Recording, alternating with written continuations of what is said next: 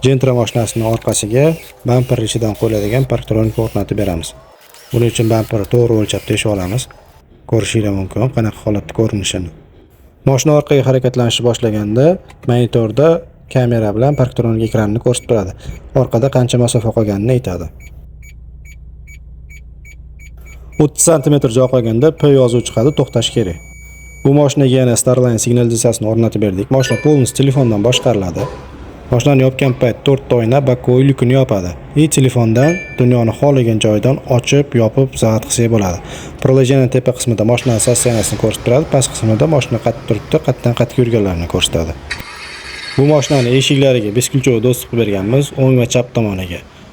Telefon yoki metka bilan kelib knopkani bossak mashina ochiladi, yana knopkani bossak yopiladi. Bu mashinaga yana qilib bergan ishimiz, mashina yopilgan paytda bokovoylar yopiladi, ochgan payt ochilib ketmaydi, mashinani zavat qilsak ochiladi. Kimga shunaqa xizmatlar kerak bo'lsa, bemalol aloqaga chiqsanglar bo'ladi.